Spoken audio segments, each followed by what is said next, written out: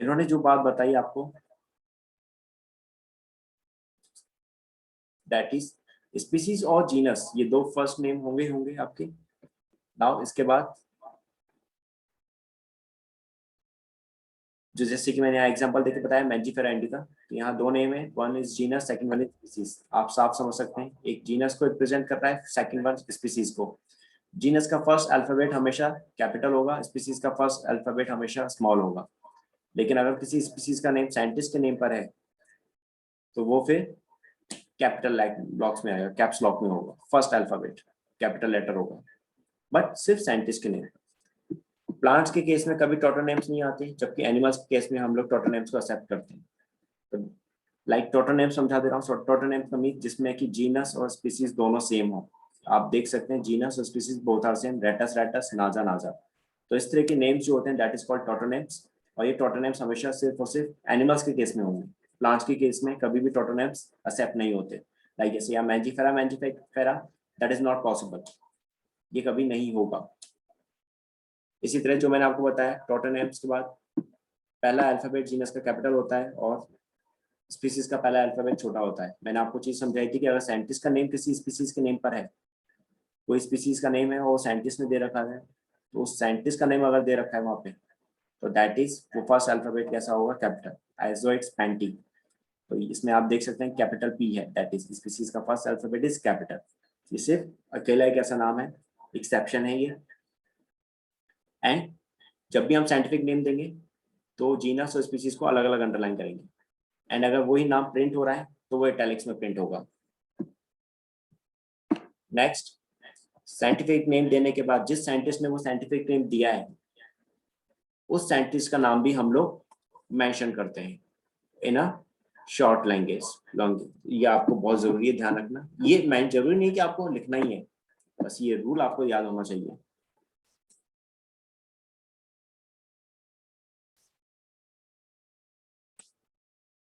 इसके अलावा अगर जो साइंटिस्ट नाम देते हैं उन साइंटिस्ट के नेम को हम लोग अंडरलाइन नहीं करते। जैसे आप देख रहे हैं जीनस और स्पीसीज को हमने अंडरलाइन कर रखा है, लेकिन साइंटिस्ट के नेम को अंडरलाइन नहीं किया। तो कभी भी साइंटिस्ट के नेम को अंडरलाइन नहीं करेंगे। साइंटिस्ट का name after the scientific name पीछे लिखा रहेगा शॉर्ट में, दैट्स ऑल। जैसे कैरोलस लीनियस थे जिन्होंने ये नाम दिया था, इनका एक्चुअल नेम जो था that is Carl von Linné था, दैट्स द एक्चुअल नेम। ये इनका रियल नेम है,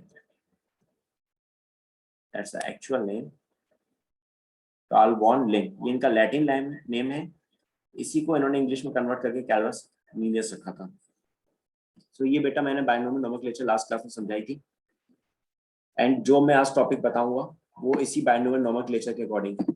इसके बाद एक नेम और आया था that is trinomial nomenclature. Trinomial nomenclature same binomial nomenclature की तरह ही है, बस यहाँ पे आपका एक और कैटेगरी ऐड हो जाती है, दैट इज सब स्पीसीज। जैसे यहाँ एग्जांपल दिया है होमो सैपियंस सैपियंस, तो आपको साफ दिख रहा है फर्स्ट जीनस, सैपियंस जो है that is species, and last जो है this is sub species. Trinomial nomenclature की नीड तभी होती है, ये नाम आप तभी रखते हैं जब किसी स्पीसीज में बहुत सारी वेरिएशन हो, when there is a lot of variation किसी स्पीसीज के अंदर, तभी ट्राइनोमियल नोमेनक्लेचर को अप्लाई किया जाता है। अदरवाइज हम हमेशा बायनोमियल नोमेनक्लेचर ही देते हैं। ट्राइनोमियल नोमेनक्लेचर जो दिया था that is Huxley and Strickland ने दिया था, स्ट्रिकलैंड ने दिया था। मैंने यहाँ एग्जांपल दिया था लास्ट क्लास में, बच्चों को समझा दिया था। दैट इज जैसे कि यहाँ पे हमने 3 वेरिएशंस की बात कर रहे हैं, Brassica oleracea botrytis, Brassica oleracea capitata, Brassica oleracea कॉलिरोपा।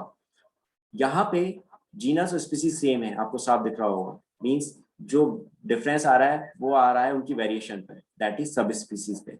इसलिए हमने यहाँ पर क्या किया, ट्राइनोमियल नोमेनक्लेचर को यूज किया।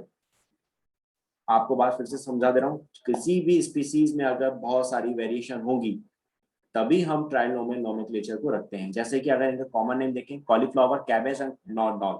नॉल नॉल जो होता है आपने देखा होगा दैट इज ब्रोकली, ये नाम तो आप सुनते ही होंगे।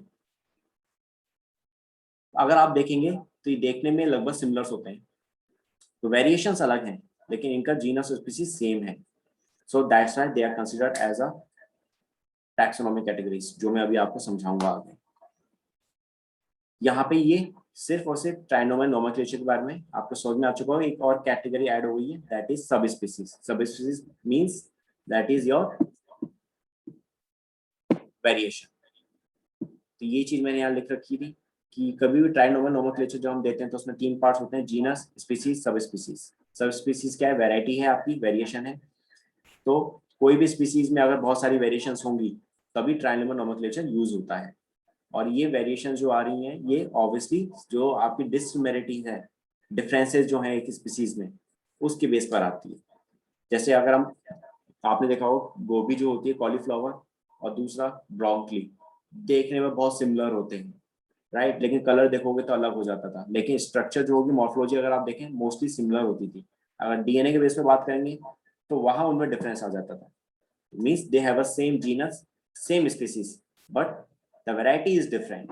सो दैट्स व्हाई हमने ट्राइनोमल नोमेनक्लेचर को इम्प्लीमेंट किया है। अब मैंने आपको लास्ट क्लास में बायोलॉजिकल कंसेप्ट बताया था, एक बार उसको रिवाइज कर दे रहा हूँ। बायोलॉजिकल कंसेप्ट ऑफ स्पीसीज जो होता है बच्चों, सीधी सी बात, इसको जो दिया था that is given by Ernst Mayr and he is also known as the Darwin of 20th century. Right, ये दो क्वेश्चंस इंपॉर्टेंट है, बायोलॉजिकल कंसेप्ट ऑफ स्पीसीज किसने दिया and who is known as the Darwin of 20th century, तो that is Ernst Mayr. Biological concept में इन्होंने ये बताया कि किसी भी स्पीसीज में जो इंडिविजुअल्स आपस में रिप्रोडक्शन कर सकते हैं, एक दूसरे के संग रिप्रोडक्शन कर सकते हैं, that will be considered as a same species, उनको एक ही स्पीसीज में रखा जाएगा, उनको एक ही स्पीसीज में रखा जाएगा।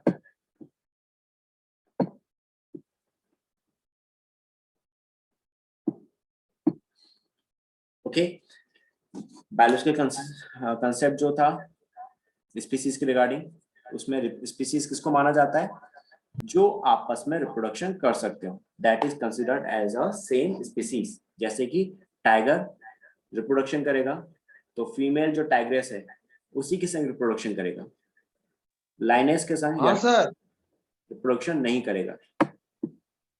सर तरुण सर, यस सर, अब बच्चे वेटिंग में है, एक्सेप्ट सर कर लिया जाए, बच्चे सर कर वेटिंग लिया, फोन कर रहे आई हैं डिड, बच्चे। कर चुका हूं सर। ओके सर, सो आई होप सो आपको ये कंसेप्ट समझ में आया होगा। बायोलॉजिकल कंसेप्ट क्या है, सीधी सी चीज, जो स्पीसीज में ऑर्गेनिज्म आपस में रिप्रोडक्शन कर सकते हैं वो एक ही स्पीसीज में माने जाएंगे। टाइगर और टाइग्रेस एक ही स्पीसीज है, लाइन, लाइनेस, शेर और शेरनी वो एक ही स्पीसीज है। लेकिन अगर मैं टाइगर और लाइन, अगर हम उनको एक स्पीसीज में रखना चाहें तो नहीं रख सकते। देन आप भी समझते हैं कि दोनों ही अलग अलग स्पीसीज हैं, टाइगर अलग है, लाइन अलग है। क्यों? क्योंकि वो आपस में रिप्रोडक्शन नहीं कर सकते। सो यही कंसेप्ट जो दिया था that is given by the Ernest Mayr. I hope so आपको ये बात समझ में आ चुकी होगी नाउ कि what is biological concept of species, that is जो आपस में रिप्रोडक्शन कर सकते हैं वो ही एक स्पीसीज में कंसिडर किए जाएंगे, दैट इज। अब इसी में कुछ पॉइंट्स जो कि अर्नेस्ट मेयर ने स्किप कर दिए थे, जो उनसे गलती से रह गए थे। उन्होंने असेक्सुअल रिप्रोडक्शन ऑर्गेनिज्म के बारे में कुछ नहीं बताया, लाइक जैसे बैक्टीरिया की बात करें, अमीबा की बात करें, दैट इज प्रोटोजोन्स जो होते हैं, तो उनके बारे में उन्होंने डिस्कस नहीं किया। तो उनके बारे में जो बताया था दैट इज जॉन रे ने। इन्होंने इसी में ये पॉइंट ऐड कर दिया कि जो असेक्सुअली रिप्रोड्यूस करते हैं ऑर्गेनिज्म वो भी अपनी एक स्पीसीज, अपनी स्पीसीज, एक ही स्पीसीज के अंदर कंसिडर किए जाएंगे। लाइक जैसे अमीबा है, असेक्सुअल रिप्रोडक्शन के थ्रू डॉटर सेल्स बनाता है तो उसकी अपनी एक स्पीसीज है, उसकी भी एक स्पीसीज है। ऐसे ही बैक्टीरिया है, वो भी असेक्सुअल रिप्रोडक्शन के थ्रू अपनी ही डॉटर सेल्स बनाएगा तो वो भी एक स्पीसीज है। तो दैट इज ये पॉइंट जो दिया था जॉन रे ने दिया था इसी बायोलॉजिकल कंसेप्ट में। अब एक कंसेप्ट और आता है इसी में, that is taxonomic species. Biological species समझ में आ गया आपको? पहले मुझे बताइए सभी।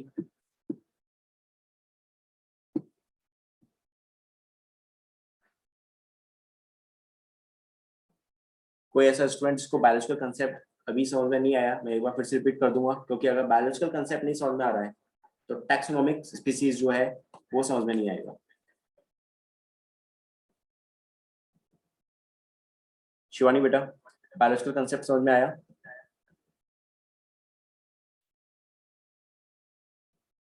मुस्कान बेटा,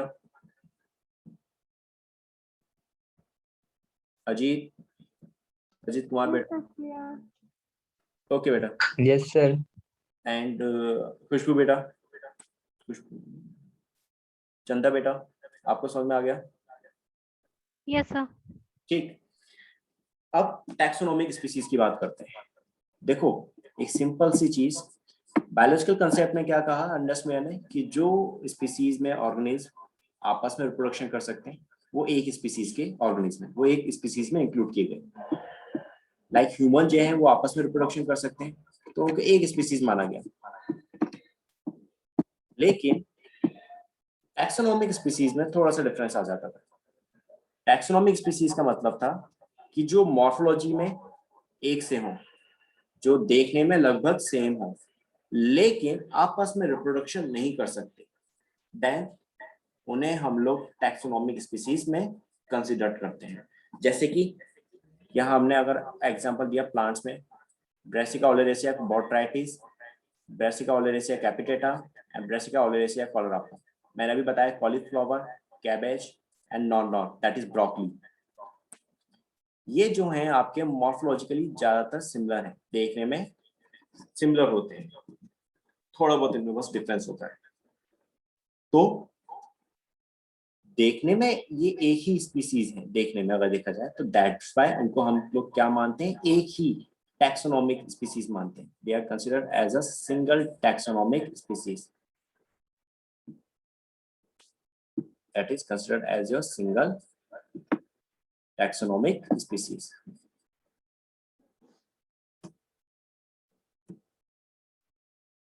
राइट, इनको एक ही हम लोग टैक्सोनॉमिक स्पीसीज मान रहे हैं। क्यों? क्योंकि मॉर्फोलॉजी के बेस पे हम देख रहे हैं। Right now we are just looking on the basis of morphology, कि देखने में एक से हैं सिर्फ, इसलिए इनकी टैक्सोनॉमिक स्पीसीज कैसे हो गई तीनों की एक।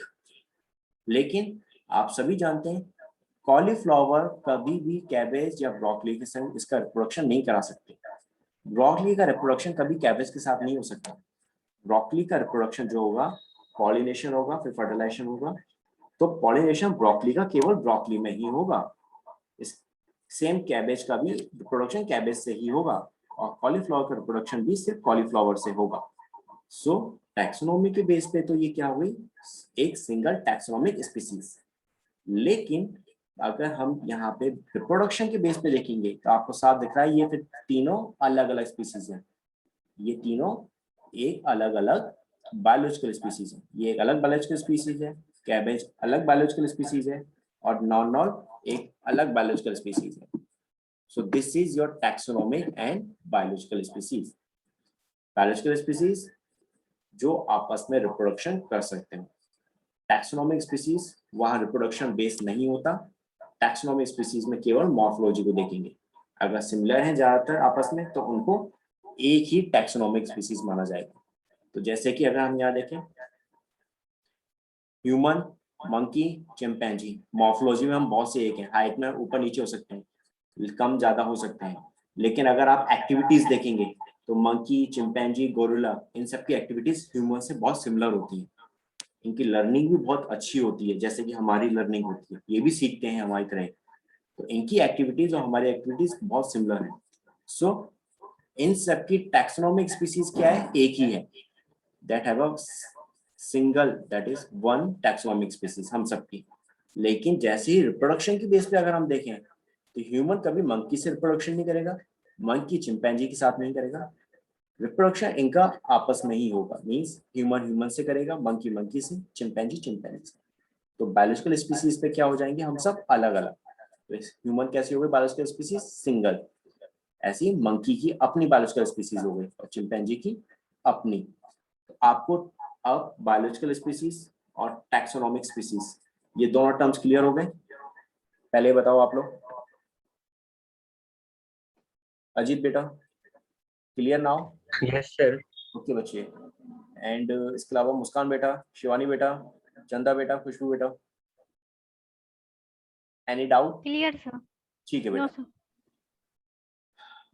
अभिनव बेटा, Abhinav Singh, any doubt? No sir. ठीक है।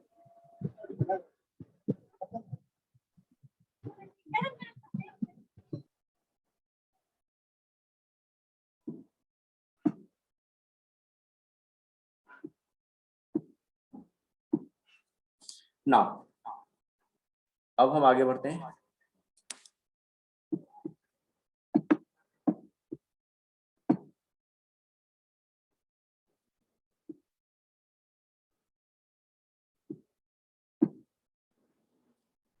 जो मैंने आपको अभी बताया था बायोलॉजिकल कंसेप्ट ऑफ स्पीसीज, वैसी टैक्सोनॉमिक कंसेप्ट ऑफ स्पीसीज है जो मैंने अभी लास्ट पेज में आपको डिस्कस किया। ये वही चीज यहाँ पे हमने लिखी है, that is determination of species on the basis of morphological characters. तो वो क्या कंसिडर्ड होंगे, that will considered as a taxonomic species. सीधी सी चीज, टैक्सोनॉमिक स्पीसीज जो होगी वो किस बेस पर है, मॉर्फोलॉजिकल कैरेक्टर्स के बेस पर है। और बायोलॉजिकल स्पीसीज की अगर हम बात कर रहे हैं तो दैट इज, वो किस पर डिपेंड है, आपके रिप्रोडक्शन के ऊपर बेस्ड है। बस दिस इज बेसिक, आपको ये क्लियर, आपको दोनों चीज क्लियर हो जाएगी। जैसे कि यहाँ हमने एग्जांपल देके बात करी थी, वही चीज ब्रेसिका है आपके, कॉलीफ्लावर और कैबेज देयर का है, तो दोनों एक ही टैक्सोनॉमिक स्पीसीज हैं क्योंकि दोनों की मॉर्फोलॉजी एक है, थोड़े से ही बस चेंजेस है, लेकिन रिप्रोडक्शन के बेस में दोनों अलग अलग हो जाएंगे। बायोलॉजिकल स्पीसीज ये अलग है और ये अलग है। अब आता है सिबलिंग स्पीसीज। आपको अगर टैक्सोनॉमिक स्पीसीज अच्छे से क्लियर हो चुका है तो सिबलिंग स्पीसीज भी आपको क्लियर हो चुकी है ना, क्योंकि ये कुछ और नहीं टैक्सोनॉमिक स्पीसीज ही है। That is also called cryptic species. इसमें सीधी सी चीज, ऐसे सभी कोई भी स्पीसीज हैं जो, उन सभी के जो मेंबर्स हैं, उन सभी में जो भी ऑर्गेनिज्म आते हैं, वो अगर आपस में देखने में सेम है लेकिन रिप्रोडक्शन नहीं कर सकते तो उन सभी को हम लोग सिबलिंग स्पीसीज कहेंगे। That is called your sibling species. Like humans पे अगर हम देखें, हमारे में भी सिबलिंग्स होते हैं। Siblings means cousins, right? एक ही फैमिली में we have a different lots of cousins. Same वही चीज यहाँ है, वही कंसेप्ट यहाँ है कि मॉर्फोलॉजी के बेस पे जो एक स्पीसीज जो है उसमें जो डिफरेंट डिफरेंट क्या हो मेंबर्स हैं, वो देखने में मॉर्फोलॉजी में सेम है लेकिन रिप्रोडक्शन नहीं कर सकते साथ में, राइट? रिप्रोडक्शन के बेस पे दे आर डिफरेंट। सो ऐसी सभी स्पीसीज को हम क्या बोलते हैं फिर, सिबलिंग स्पीसीज। ये मैं लिख के रखा है, they can not interbreed among themself, आपस में रिप्रोडक्शन नहीं कर सकते, जैसे कि कैबेज और कॉलीफ्लावर और ब्रोकली। दैट इज ब्रासिका, ओलेरेशिया,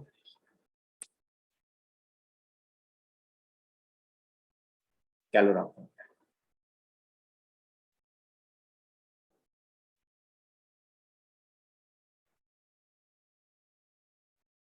ठीक है, नॉन नॉन जो है आपका broccoli.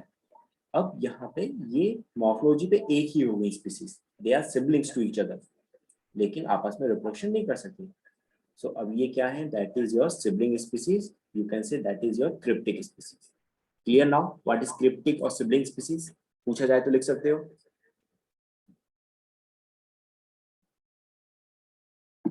Any doubt?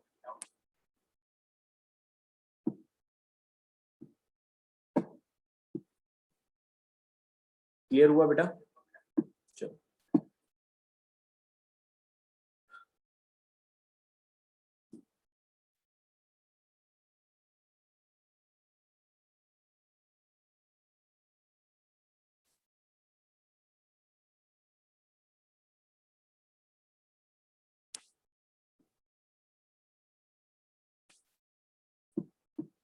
now we will discuss about taxonomic categories.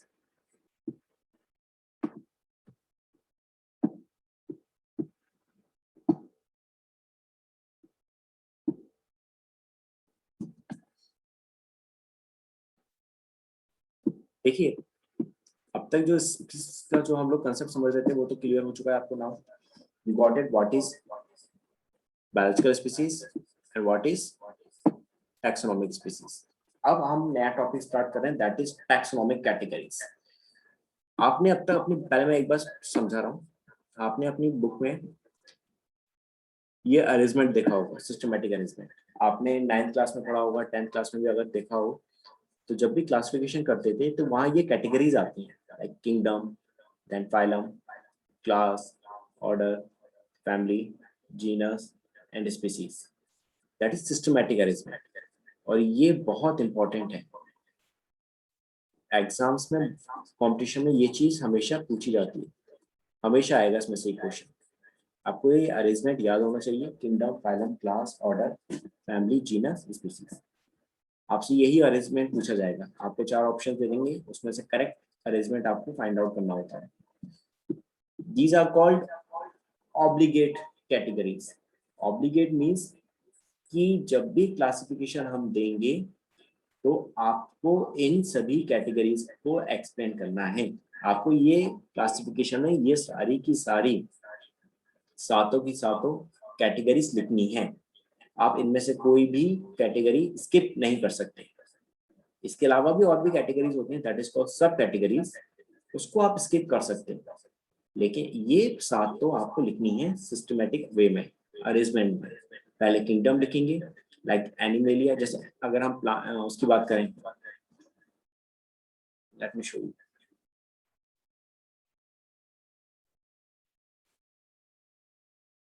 अगर जैसे मैं ह्यूमन की बात कर रहा हूँ, आपको समझाता हूँ पहले। जैसे किंगडम है, ह्यूमन का क्लासिफिकेशन दे रहा है,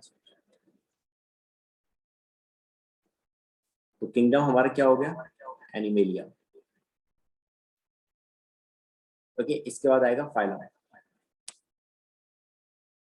फाइलम क्या हो गए, हम सारे कॉर्डेट्स, कॉर्डेटा, कॉर्डेटा आ गए यहाँ पे। फिर आएगा इसके बाद क्लास। क्लास हम सब मैमेलियंस हैं, मैमेलिया। देन इसके बाद आपका next order, Hominidales. Then family, होमोनिडेसी।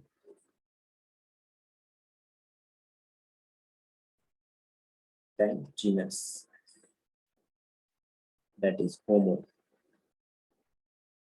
and last species, that is sapiens। तो आप देख लें, मैंने यहाँ पे ये सातों कैटेगरी को लिखा और इन सभी के सामने ये होते हैं, that is called taxon.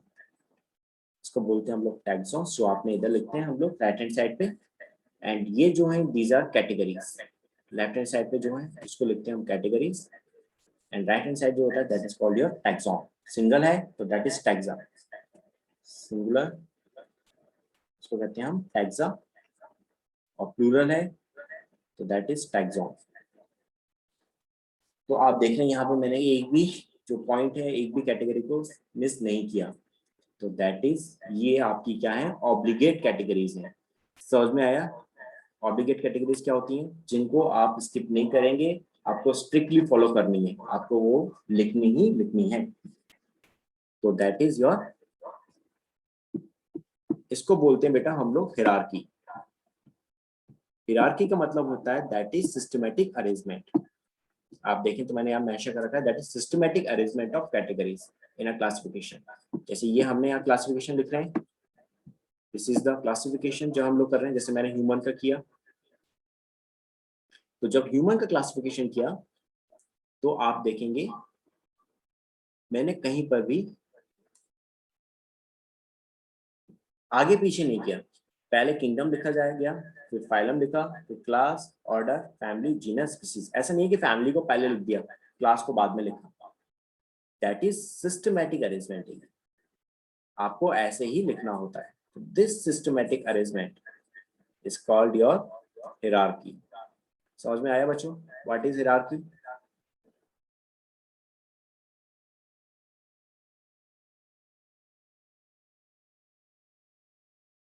This is your hierarchy.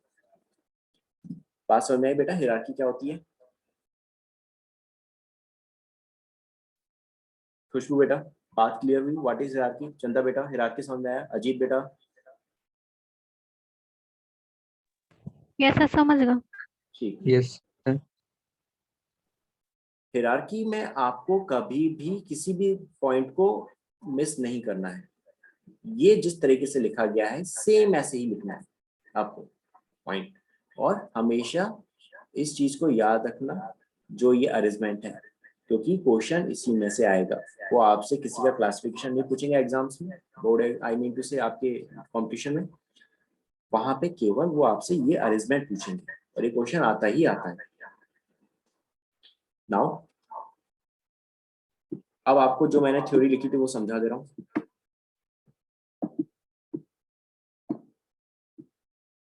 Taxonomy categories क्या है? दैट इज क्लासिफिकेशन है। और हम जानते हैं क्लासिफिकेशन जो होता है एक सिंगल स्टेप में नहीं होता है, बट इसमें बहुत सारी हिरार्की होती है। हिरार्की जो हमने अभी बात करी, आपको अगर ह्यूमन का क्लासिफिकेशन लिखने के लिए बोला जाएगा तो आप केवल किंगडम लिख के नहीं छोड़ सकते कि आपने केवल किंगडम लिख दिया और हो गया classification. That is not right, वो कंप्लीट नहीं है।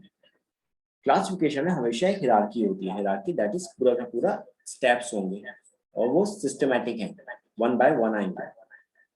तो आपको वो सारे के सारे स्टेप्स लिखने हैं, वो सारी की सारी कैटेगरीज को लिखना होता है। तो यही चीज मैंने यहाँ लिखी, classification is not a single step process but involves hierarchy of steps in which each step represent a rank और कैटेगरी। हर एक स्टेप में एक रैंक है, एक कैटेगरी है। रैंक क्या है? जो मैंने बताया, टैक्सा, राइट। सिंगल है तो दैट इज टैक्सा और बहुत सारे तो that is taxons. Since this category is a part of overall taxonomic arrangement, it is called taxonomic category. ये आपका पूरा का पूरा क्या है? कैटेगरी आपका पूरा अरेंजमेंट है, टैक्सोनॉमिक अरेंजमेंट। किंगडम है, फिर फाइलम है, फिर उसके बाद आपकी क्लास, ऑर्डर, तो ये पूरा का पूरा आपका अरेंजमेंट है। दिस इज टैक्सोनॉमिक अरेंजमेंट और इसी को हम क्या कहते हैं? Taxonomic category. और यही कैटेगरी आपस में मिलकर क्या बनाती है? Taxonomic hierarchy. ये क्या बनाएंगे बेटा आप लोगों की? टैक्सोनॉमिक हियरार्की बनाएंगे। सो दिस इज डेफिनेशन, जो अगर स्कूल में वैसे पूछी जाती है तो आप लिख सकते हो, लेकिन आपसे जो एग्जाम में पूछा जाएगा कंपटीशन में, वो केवल और केवल ये अरेंजमेंट पूछा जाएगा। Now one more thing also, अगर हम एनिमल का क्लासिफिकेशन कर रहे हैं तो उसमें हम लोग जो कैटेगरी लिखेंगे दैट इज फाइलम। लेकिन अगर प्लांट्स का क्लासिफिकेशन कर रहे हैं तो फाइलम की जगह पे आप लिखते हैं डिविजन्स। आप बुक्स में देखेंगे प्लांट्स का क्लासिफिकेशन होगा तो उसमें डिवीजन लिखा होता है। रैंक दोनों की एक है, बोथ आर सेम, लेकिन फर्क केवल क्लासिफिकेशन में आ जाता है कि आप किसका कर रहे हैं, एनिमल का कर रहे हैं या प्लांट्स का। तो ये चीज आप हमेशा ध्यान रखेंगे। एनिमल का क्लासिफिकेशन है तो फाइलम लिखेंगे, और अगर प्लांट का क्लासिफिकेशन है तो डिवीजन लिखेंगे। और यहाँ पे आप साफ देख रहे हैं, सबसे छोटी यूनिट जो होगी इस क्लासिफिकेशन में वो स्पीसीज होगी।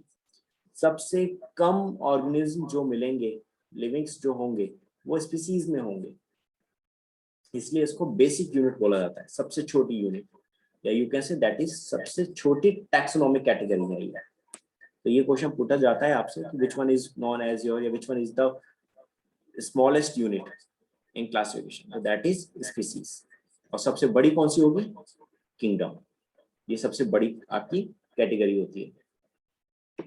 एक पॉइंट मैंने यहाँ और लिखवाया था, दैट इज कि जब भी आप क्लासिफिकेशन में ऊपर से नीचे आएंगे, लाइक किंगडम से स्पीसीज की तरफ मूव करेंगे, तो जो सिमिलर कैरेक्टर्स हैं वो बढ़ते चले जाएंगे।